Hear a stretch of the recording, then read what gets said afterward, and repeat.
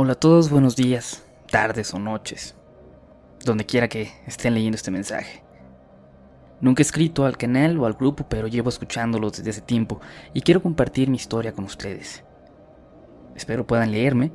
Lamento si es muy extenso este relato, pero les voy a contar todo lo que ocurrió.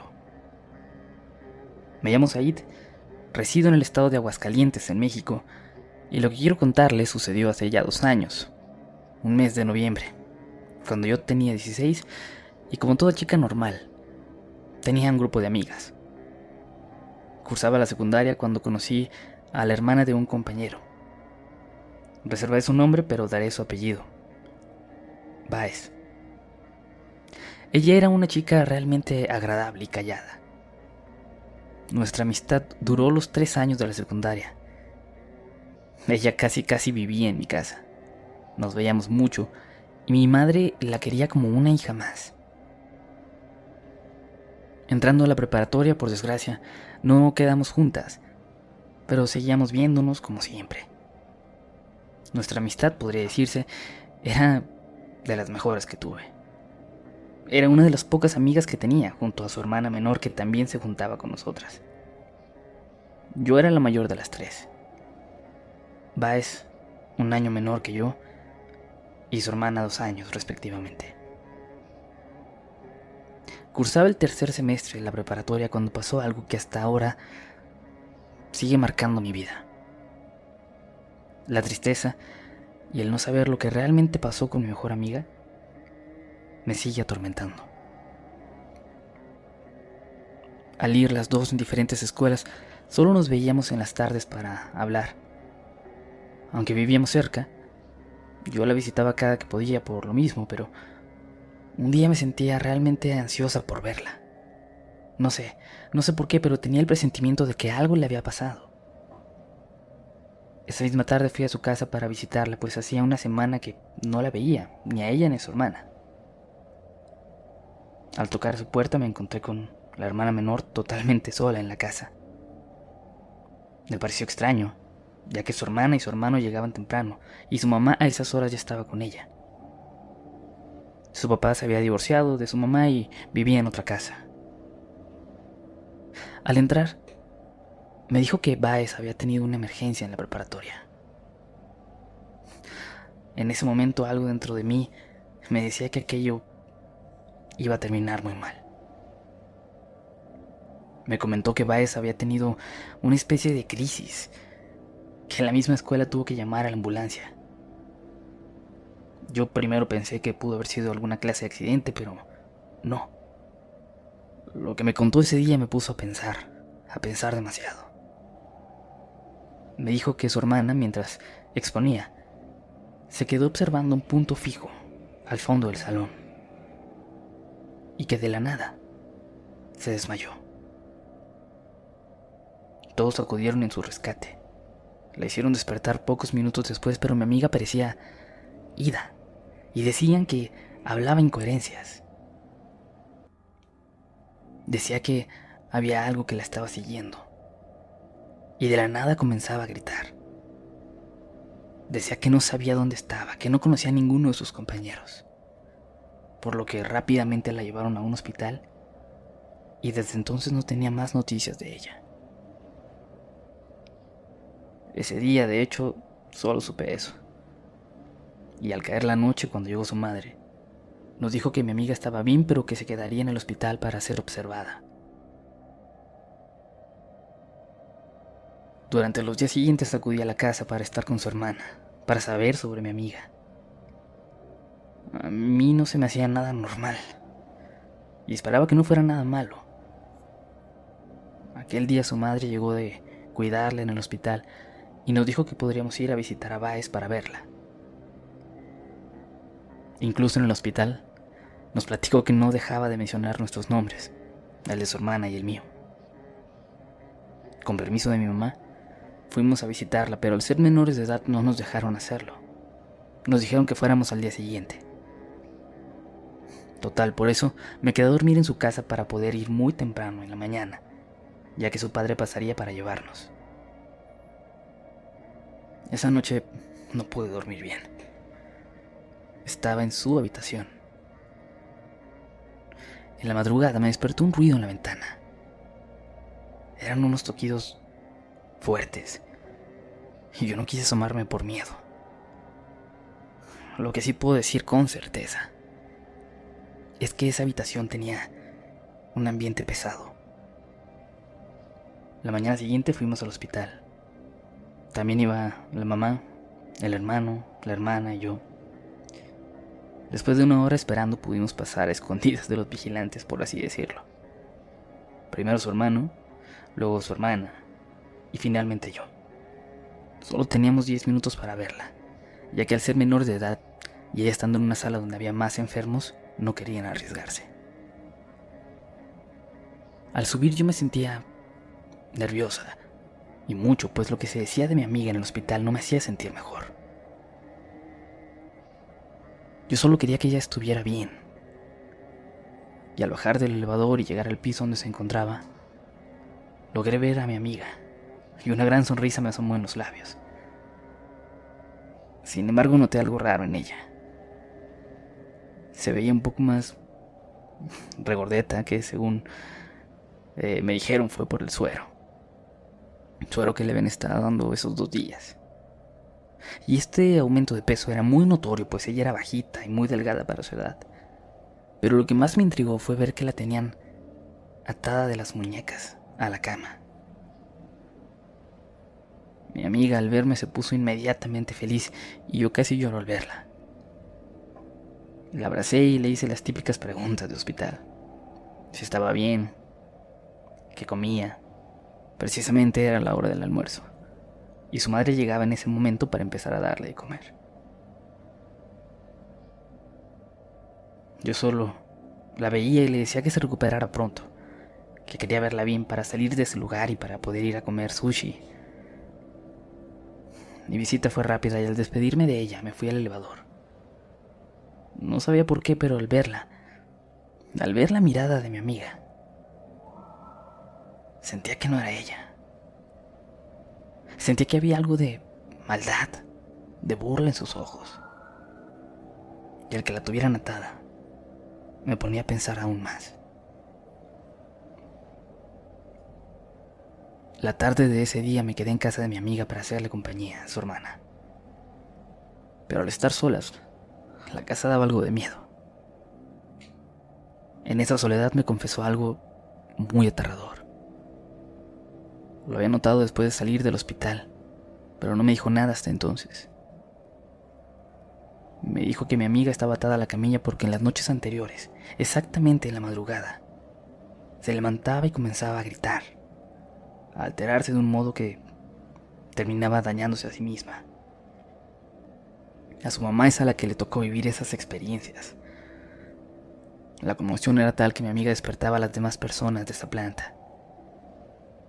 Me contaron que en esas noches mi amiga llegaba a vomitar y decir groserías y maldiciones hacia toda persona que se le acercaba, hacia todos los que intentaban controlarla, que incluso llegó a golpear a un camillero que era mucho más grande y corpulento que ella. Mi amiga duró 10 días en el hospital. Le hicieron todo tipo de exámenes y todos salían completamente normales. Mi amiga estaba en teoría sana, pero sus ataques eran cada vez más seguidos. Tenían que mantenerla con medicamentos para estarla tranquilizando. La madre nos contó que en una madrugada, cuando la hija estaba supuestamente dormida, se puso a rezar por ella, para que se descubriera qué era lo que le pasaba. Cuando rezaba, de pronto su hija le tomó de las manos y la hizo parar. La madre, al voltear la mirada, notó que su hija la veía con unos ojos con un odio inmenso, y que con una voz firme, llena de rabia y coraje, le dijo: «Cállate, perra. Detesto que reces. Lo odio».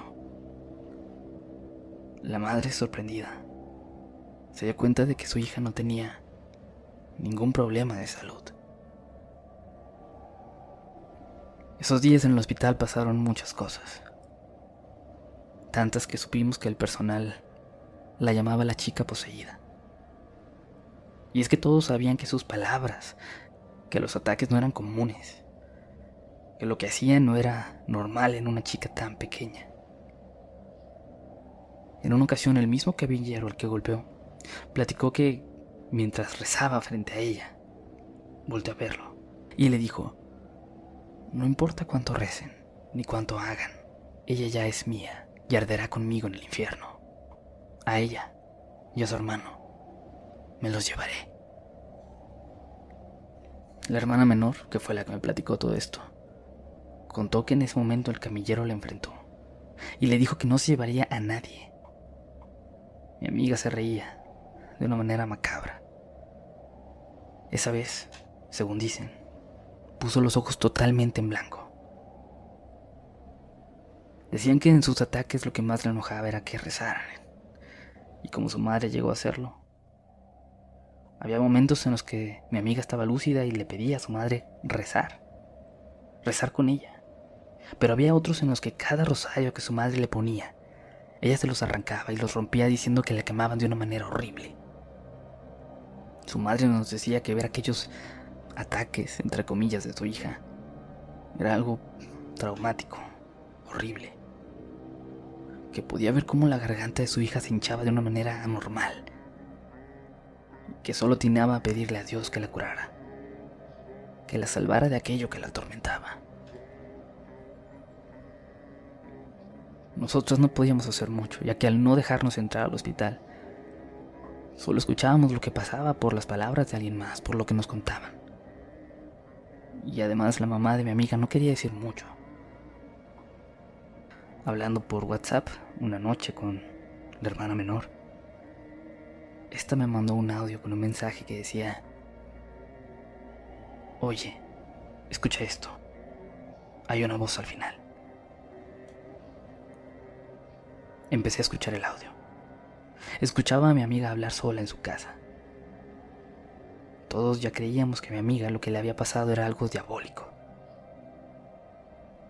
En un momento, en el audio, la hermana de mi amiga preguntó: ¿eres tú quien quiere llevarse a mi hermana? ¿Qué le has hecho? Rompiendo el silencio se escuchó una voz tan macabra que, aunque fueron solo unos segundos, me hizo helar la sangre. Parecía algo de inframundo, que solo respondió: quemar. Después se escuchó cómo se cayó una olla de la cocina. Al ir con una amiga al día siguiente, me dijo que estaba sola y que en ese momento se asustó porque se escuchaba muy claro esa voz en la casa. Y realmente ir a ese lugar ya me daba mucho miedo. Sentía que desde la habitación en donde dormía aquella vez, la habitación de mi amiga, desde ahí me miraban. Y era algo que simplemente no podía explicar.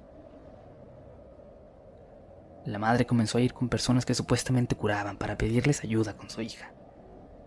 Llevaron a mi amiga con una curandera que les dijo que ya no podían hacer nada por ella, que tenía algo muy malo y que ya era inevitable. La familia no se dio por vencida y la llevaron con más personas que oraban, que hacían exorcismos. Le dijeron a la mamá que mi amiga había hecho, junto con otras amigas, un pacto con la Ouija, y que supuestamente una chica llamada Emma había entregado a mi amiga en ese pacto. Desde ese día, la mamá no dejó que su amiga Emma se acercara a ella o le hiciera llamadas. Poco después, su padre se la llevó a su casa, pues decía que el mal estaba ahí, en la casa de la mamá. Las cuestiones paranormales se hicieron cada vez más intensas y se agudizaron en la casa del padre. De la noche a la mañana, en la habitación de mi amiga, en la pared, se podía ver claramente formada la cara de un demonio. Yo la vi, y de solo verla me aterraba, me mataba de miedo. Yo había estado ya ahí y nunca la había visto. Aún recuerdo el miedo que me daba. Además, se caían las cosas. Y la hermana me decía que en las madrugadas se escuchaba a alguien tocarles la puerta y la ventana 3 veces, cada toque más fuerte que el anterior. Mientras tanto, en mi casa, mi madre solo oraba porque mi amiga se curara de aquello y porque yo no trajera nada de su casa.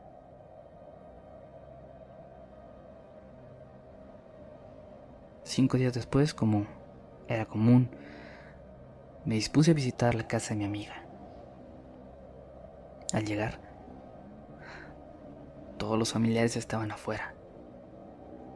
Me quedé con ellos y dentro de la casa todo estaba oscuro. Yo creo que esperamos como media hora y unas personas salieron junto con la mamá de mi amiga. Logré ver que mi mejor amiga estaba dentro junto a su padre. Y yo me emocioné porque creí que al fin volvería a su casa. La madre se quedó platicando con aquellas personas con las que salió. Cuando al fin pudimos entrar a la casa, me sorprendí al ver a mi amiga así. Ella que siempre fue tan viva, tan alegre, con toda la vida por delante. Ahora estaba completamente delgada. Los huesos se le notaban demasiado. Podría asegurar que pesaba no más de 20 kilos. Su piel tenía un tono amarillento y no podía hablar ni moverse por sí misma. Su mirada estaba fija en la nada, y yo no podía creer que en tan solo unos días de estar con su padre hubiera perdido tanto peso, de esa manera. Al ver su barba y sus mejillas tenía costras como de golpes.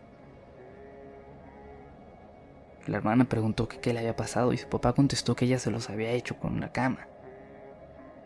Que así como cuando frotas tus manos para darles calor, mi amiga lo hacía, pero frotando su barbilla en el colchón, con mucha fuerza, cuando tenía sus ataques. Yo simplemente me quedé sin habla de la impresión que me dio su aspecto. Mientras su papá le ayudaba a tomar agua, los demás les dábamos impulso para mejorarse. Hablábamos con ella aunque ella no respondiera nada. Pero yo podía ver en su mirada que ella ya no era ella. Y aunque no quisiera admitirlo, sentía una presión en el pecho que me decía que mi amiga no sobreviviría. Yo no quería pensar así y evidentemente no dije nada. Es más, solo sonreía y le decía a mi amiga que debía ser fuerte para poder ir a Japón, pues ese era su sueño. Su papá se la llevó como a las 12 de la noche y yo me fui igual, aún con esos pensamientos en mi cabeza. Al llegar a mi casa esperando un regaño, le conté a mi madre todo lo que pasó y cómo había visto a mi amiga en su casa.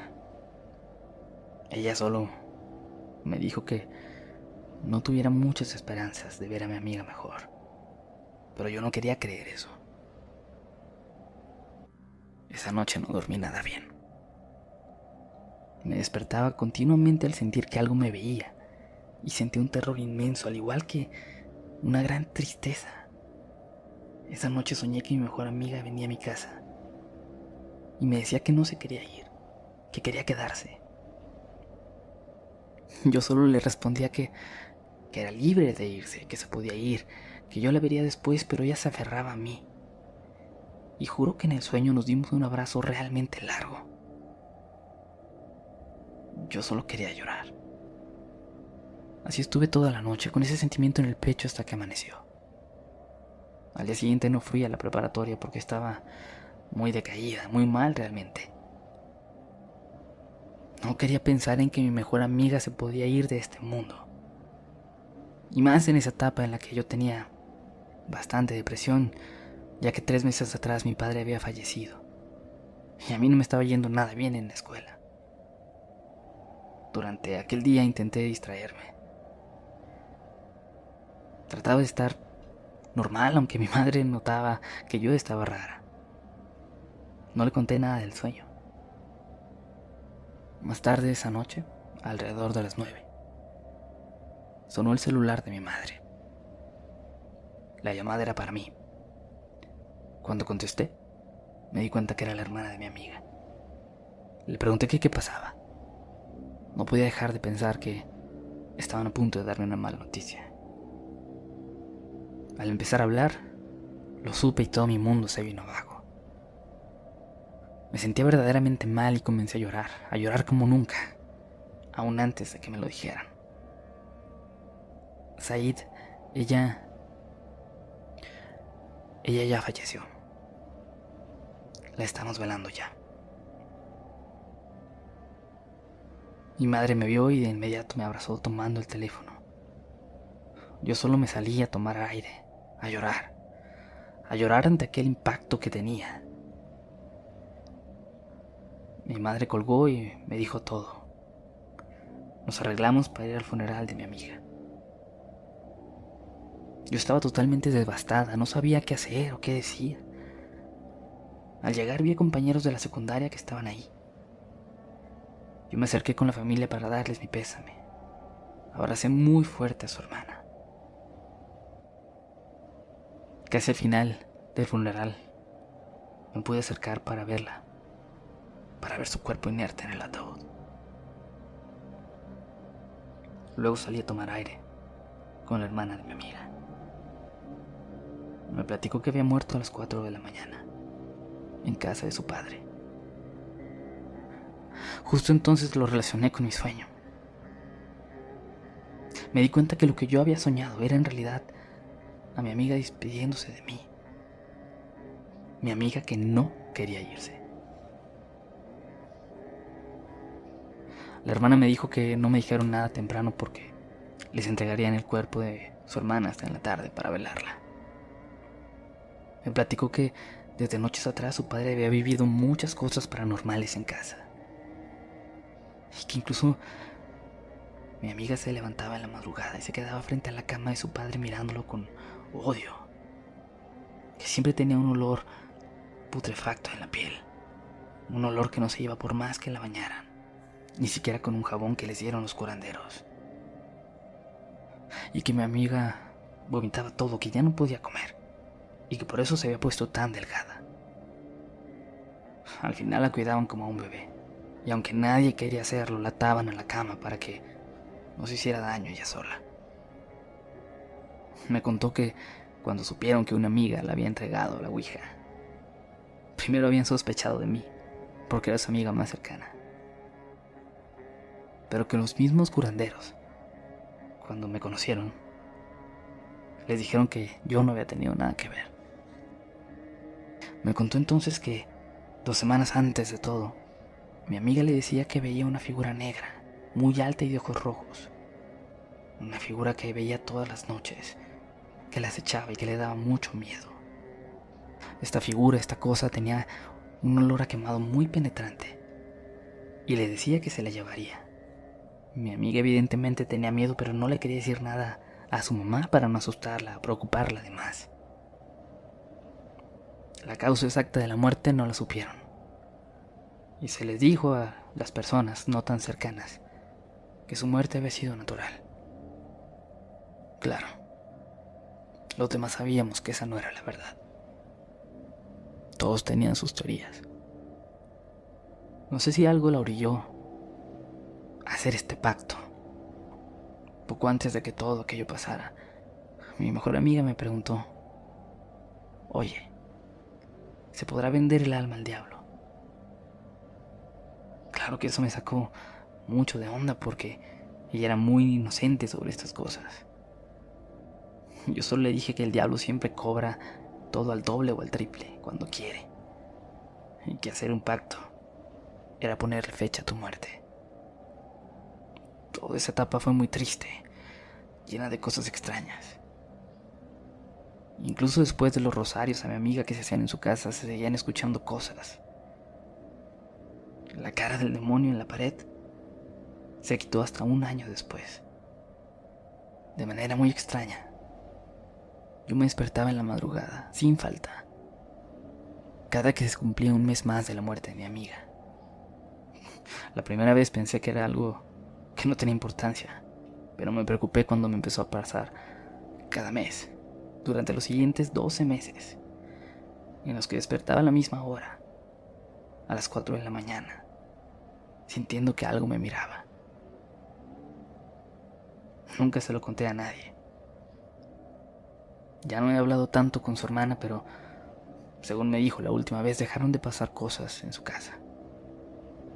Y ahora todos en la familia llevan como protección una medalla.